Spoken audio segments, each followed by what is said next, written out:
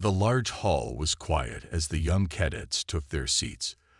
The room had tall windows that showed the stars outside. This was the main classroom of the Galactic Coalition Military Academy.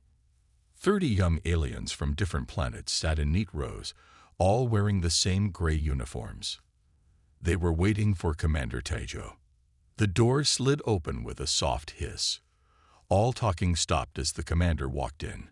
He moved slowly but with purpose. His purple scales caught the light as he walked to the front of the room.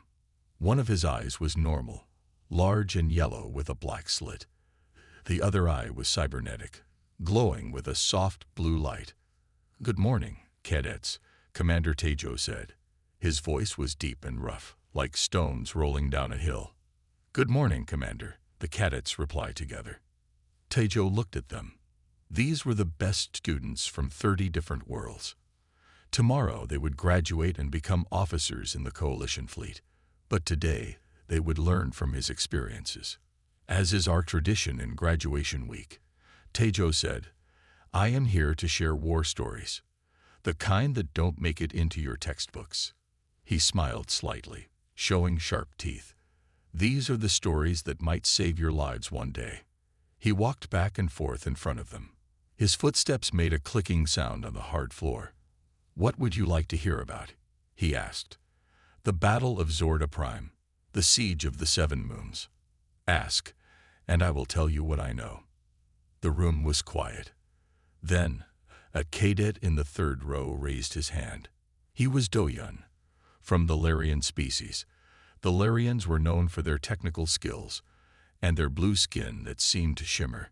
"Yes, Cadet Do-Yun," Taejo said. Do-Yun stood up. He was tall and thin, like all Larians. "Commander, I would like to hear about humans." The room got very quiet. Some cadets looked at Do-Yun with wide eyes. Others looked down at their desks. Commander Taejo stopped walking and turned to face Do-Yun directly. "Humans?" Taejo repeated. His cybernetic eye glowed brighter for a moment. "Yes, sir," Do-Yun said. His voice was steady, but his hands were shaking slightly. "They joined the Coalition only 30 cycles ago, but everyone talks about them. They say things about humans, strange things." Taejo nodded slowly. "Sit down, cadet." Do-Yun sat down, looking relieved. Taejo walked to the large window and looked out at the stars. For a moment, he seemed lost in thought. The cadets waited, not making a sound. "Humans," Taejo finally said. "Yes, they are worth talking about." He turned back to face the class. "What do your textbooks tell you about humans?" Another cadet raised her hand. "That they come from a planet called Earth. That they are physically strong because their home world has high gravity." "What else?" Taejo asked. "They advanced very quickly from primitive technology to space travel," said another cadet. "Faster than any other known species." Commander Taejo nodded. "These things are true, but they don't tell you everything." He walked back to the front desk and leaned against it. "Your textbooks don't tell you what it's like to face humans in battle, or to fight alongside them."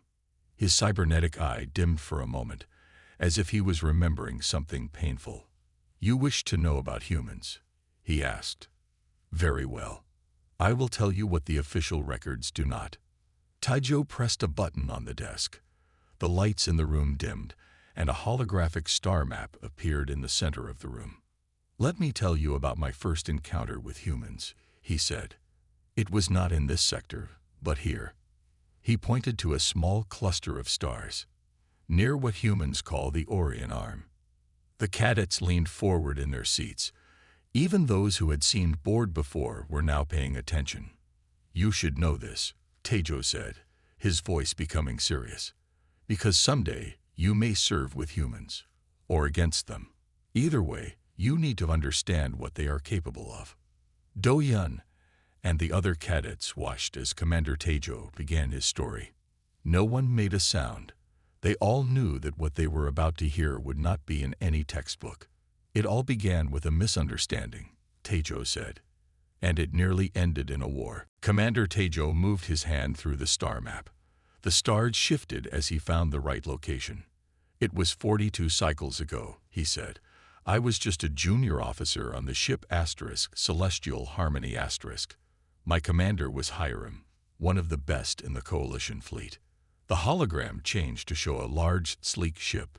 It was curved like a crescent moon, with glowing blue engines. "We were on a diplomatic mission," Tejo continued, "but we had to pass through disputed space.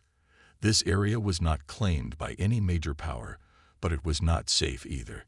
The cadets watched as tiny dots of light moved across the map, showing the ship's path. "Our sensors detected a small vessel," said Tejo. "It did not match any known design in our database. We tried to contact it, but there was no answer." The hologram now showed a smaller ship. It was boxy and simple, with large panels sticking out from its sides. Commander Hiram followed protocol. "We sent messages in all standard languages. We waited the required time. Still no answer." Tejo's face darkened. "So we followed the next step in our protocol. We fired a warning shot." The hologram showed a beam of light passing near the small ship. "The ship tried to run," said Tejo, "but the Celestial Harmony was faster. We disabled its engines with a precise shot. Our plan was to bring it in for questioning, and then let it go if everything was fine." He paused and looked at the cadets. "What we did not know," he said slowly, "was that this was a human science vessel. It carried no weapons. The humans inside could not answer our calls because their translation technology was not advanced enough yet. They did not understand us." Cadet Dodion raised his hand. "But sir, why would they be in disputed space?" "Because humans are curious," Tejo answered. "Too curious for their own good. This was their first exploration beyond their home system. They had no idea about coalition boundaries or protocols." Tejo pressed another button, and the hologram changed again. A new ship appeared. It was long and sharp, like a blade. It was dark gray with red markings. 3 days later, this arrived, Tejo said. "The HSS Retribution *, the first human warship we ever saw." The cadets stared at the ship. It was smaller than the Celestial Harmony *, but looked deadly. "We were not worried at first," said Tejo. "Humans were new to space travel. Their technology should have been primitive. We tried to explain that we were holding their science vessel according to coalition law." His cybernetic eye glowed brighter as he remembered. "The human captain's name was Jinwoo. He said only one thing to us: return our people. Now." Tejo shook his head slowly. Commander Hiram refused, as was her right under coalition law. She explained that the vessel would be released after inspection. She told Captain Jinwoo to stand down. The hologram showed the two ships facing each other in space. "What happened next?" Tejo said quietly. "Still amazes me to this day." The hologram played the scene. The human ship moved with incredible speed. It fired strange weapons that the Celestial Harmony had never seen before. In less than 5 minutes, the coalition ship lost its weapons, shields, and engines. "They disabled our entire ship with surgical precision," said Tejo. "They knew exactly where to hit us without killing anyone. Our best analysts still don't understand how they did it with such primitive technology." The cadets were completely silent now, staring at the hologram. Then, Tejo continued, "Captain Jinwoo himself came aboard our ship with just 5 soldiers. They walked straight to the detention area where we held their scientists. Our security teams could not stop them." He looked around the room at the wide eyes of the cadets. "Captain Jinwoo found Commander Hiram on the bridge. He could have killed her, killed all of us. But he didn't. He said something I will never forget. We did not come to the stars to fight, but we will always protect our own." Tejo turned off the hologram. The lights in the room came back on. "That day," he said, "I learned an important lesson about humans. They do not start wars." He paused and looked each cadet in the eye. "But they certainly finish them." Commander Tejo walked to the other side of the room. The cadets followed him with their eyes. No one spoke. They were waiting for the next story. 10 cycles after that first meeting, Taejo said, I fought alongside humans for the first time. He touched a button on his wrist device. The star map changed to show a rocky planet. This is Tarvos, a mining colony on the edge of Coalition space, he explained. The people there did not want to be part of the Coalition anymore. They started a rebellion. The hologram zoomed in to show tall mountains covered in snow. I was a commander by then, Taejo continued. I had my own battalion. The Coalition sent us to end the rebellion quickly. He pointed to a series of dots on the mountain slopes. The rebels had bases here, here, and here. They had good weapons and knew the mountains well. They were winning. Taejo's face turned serious. Then human forces joined us. Just one small unit led by Major Yunji. The hologram showed a new base camp at the foot of the mountains. Small figures moved around it. We were planning a big attack, said Taejo. Our generals wanted to use ships to bomb the rebel bases from orbit, but there was a problem. What problem, sir? asked the cadet.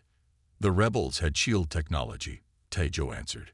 Our bombs would not work well, and the mountains made it hard for our troops to attack on foot. He looked at the cadets. We all thought it was impossible. The mountains were too steep. The weather was too cold. The air was too thin. Taejo pressed another button. The hologram showed a closer view of the mountain. It was almost straight up and down in some places. While our leaders argued about what to do, Major Yunji came to me with a plan, he said. She wanted to climb the mountain.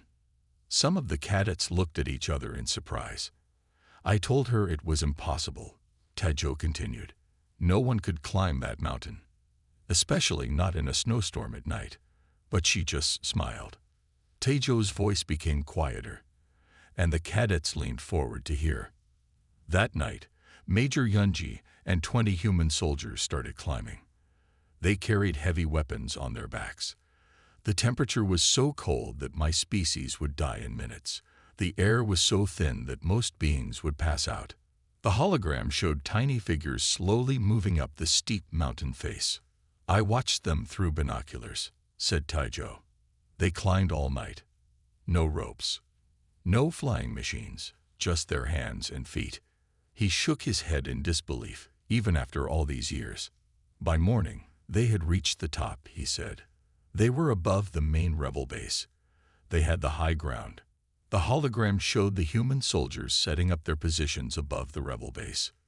What happened next was, Taejo paused, looking for the right word. It was beautiful and terrible at the same time. The hologram played the scene. The human soldiers attacked from above. Their shots were perfect. They took out the shield generators first, then the weapon systems. In just 10 minutes, the main rebel base was disabled. Once the shields were down, our forces moved in, said Taejo. The rebels surrendered quickly. They could not believe anyone had climbed that mountain. He turned off the hologram and faced the cadets again. After the battle, I asked Major Yunji how humans could do such a thing. How could they climb an impossible mountain in a snowstorm with little oxygen while carrying heavy weapons? The cadets waited for the answer. She laughed, Taejo said.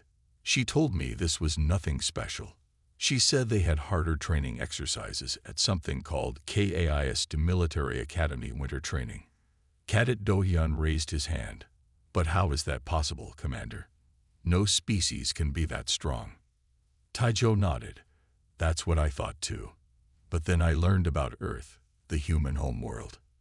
He turned the hologram back on. It showed a blue-green planet. Humans evolved on a death world, he explained. Earth has higher gravity than most habitable planets. It has oceans that can swallow cities. It has weather that can flatten buildings. It has temperatures that range from burning hot to freezing cold. He looked at the cadets seriously. On that day, I learned another important lesson about humans. Taejo said, what we consider impossible, they consider Tuesday training. Commander Taejo took a deep breath. His next story seemed to trouble him. What I will tell you now is harder to speak about, he said, but it shows something important about humans. He activated the hologram again. This time it showed a small space station orbiting a red moon. This is Outpost Vega, Tejo explained. 8 cycles ago, I was stationed there with 126 coalition troops. We also had 47 humans with us, led by Colonel Minja. The cadets looked at the small outpost. It did not look very strong. Our job was to watch for Hive Collective ships, Tejo continued. The Hive Collective was our enemy at that time. The hologram changed to show strange, bug-like ships approaching the outpost. One day, thousands of Hive ships arrived, said Tejo. Too many for us to fight. Too many for us to run from. They surrounded us. The cadets could see the outpost completely surrounded by enemy ships. We called for help, Tejo said. The coalition fleet promised to come in 3 days. He paused. They did not arrive for 3 months. The room was completely silent now. The Hive forces did not attack directly, Tejo explained. They wanted to starve us out. They cut our supply lines. We could not get food, water, medicine, or fuel.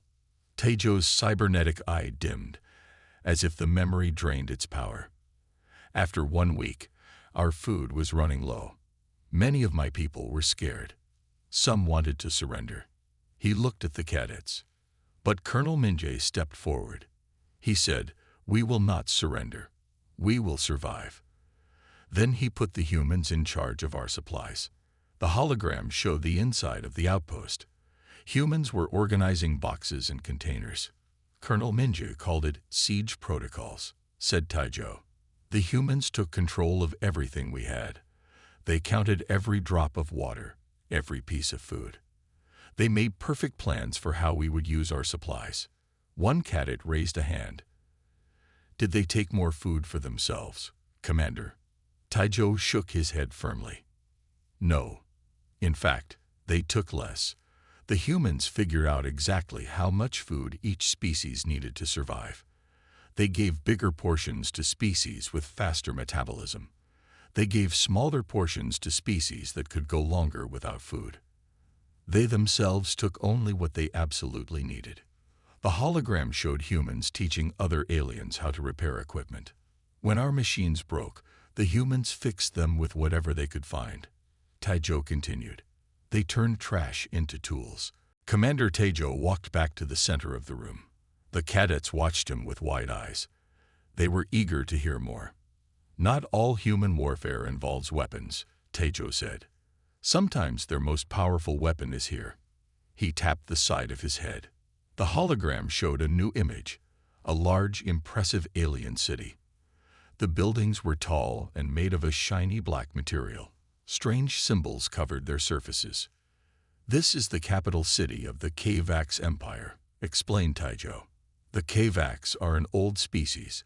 They have very advanced technology. 6 cycles ago, they were not our friends. He pressed a button, and the hologram showed a large meeting room. Different alien species sat around a long table. The coalition tried to make peace with the HFY, Tejo continued. We held talks for many months, but the HFY would not agree to our terms. They wanted too much. Tejo's face became serious. The HFY Emperor threatened to attack coalition worlds if we did not give them what they wanted. We could not fight them directly. Their weapons were too strong. He looked at the cadets. This was when I met Hejun, a human diplomat. He had a very different idea about how to solve our problem. The hologram zoomed in on a human in formal clothes. He was speaking with other diplomats in a small room. Hejun had studied HFY culture for years, said Tejo. He knew something important about them. They were very superstitious. A cadet raised her hand. What does superstitious mean, Commander? It means they believed in things that cannot be proven, Tejo explained. Old stories, myths, magic. The HFY Emperor especially believed in an ancient prophecy about the end of his empire. The hologram changed to show strange writing and symbols. Hejun found a way to use this belief against the HFY, Tejo said. He called it a critical vulnerability. It was like finding a weak spot in their armor. Taijo pressed another button. The hologram showed humans working in different rooms. Some were writing. Others were making objects that looked old. Still others were working with star maps. Hajum's team created fake ancient artifacts, explained Taijo. They made documents that looked very old. They created star charts that matched the HFY prophecy. He smiled slightly. Then they arranged for these items to be discovered by HFY archaeologists. The humans made it look like the coalition had found a powerful artifact from HFY mythology. The cadets looked confused. "But Commander," said Doyun, "wasn't that lying?" Taijo nodded. Yes, the artifacts were not real. The coalition did not have any such powerful object, but the humans called this psychological warfare. They were fighting not with weapons, but with information. The hologram showed the HFY emperor looking at the fake artifacts. His face showed fear. "The emperor believed our deception," said Taijo. "He thought the prophecy was coming true.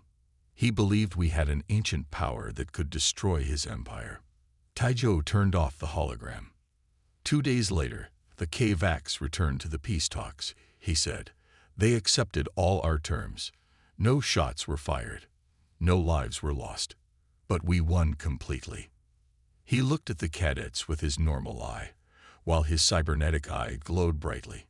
"The humans call this bluffing," he explained. "It is pretending you have power that you do not really have. It is making your enemy believe you are stronger than you are." One cadet looked troubled. "But isn't that dishonorable, Commander? My people believe in fighting openly and honestly." Taijo nodded. "Many species feel this way. But humans do not see honor and dishonor the same way we do. They care most about the final result. They ask, did we save lives? Did we protect our people? Did we win?" He walked slowly around the room. "That day I learned another lesson about humans," Taijo said. "They can win a war without firing a single shot. They can defeat you with words and ideas. And this makes them more dangerous than any species with big guns and strong ships." The cadets looked at each other nervously. "Remember this," Taijo said. "If you face humans in battle, do not just watch for their weapons. Watch for their minds. They are always thinking, always planning, always looking for your weakness." He paused. "And they will find it." Commander Taijo's face changed as he prepared to tell his next story. His normal eye looked sad. His cybernetic eye dimmed to almost nothing. He walked to the window and looked out at the stars for a long moment. "5 cycles ago," he said quietly, "I saw something that I still think about every day." The cadets waited silently. They could tell this story was different. Taijo turned back to them and activated the hologram. It showed a strange area of space. There were no planets or stars nearby. Instead, there was a large tear in space itself. It glowed with purple and blue light. "This is the Proxima Rift," said Taijo. "It is a dangerous place where space is not normal. Ships must be very careful when they travel near it." The hologram zoomed out to show a fleet of coalition ships. There were many different kinds of vessels, large and small. "I was on this ship." Taijo pointed to a medium-sized vessel. "We were part of a large fleet. 8,000 coalition soldiers and crew were with us that day."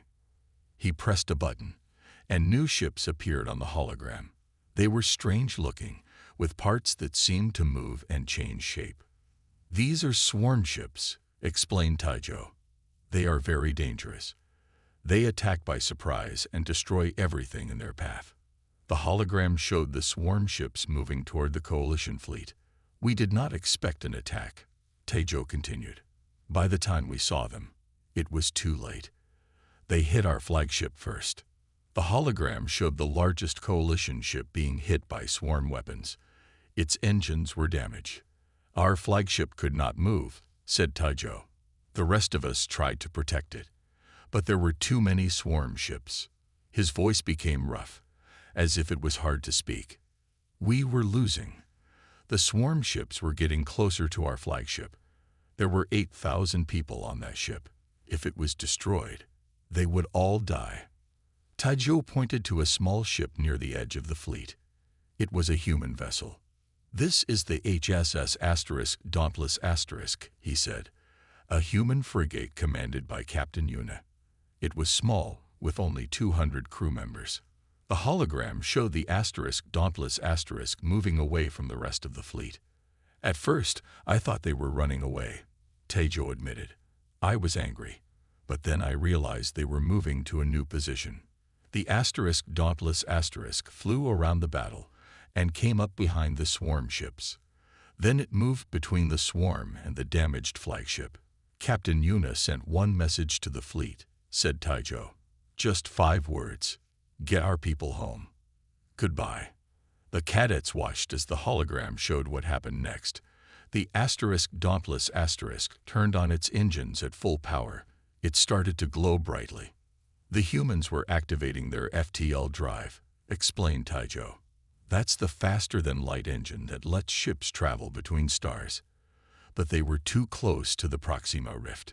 It was very dangerous to use FTL there."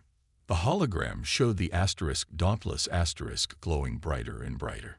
"But they did it anyway," said Taijo. "They modified their FTL drive to create a space distortion, a tear in space itself." The ship suddenly exploded in a flash of bright light.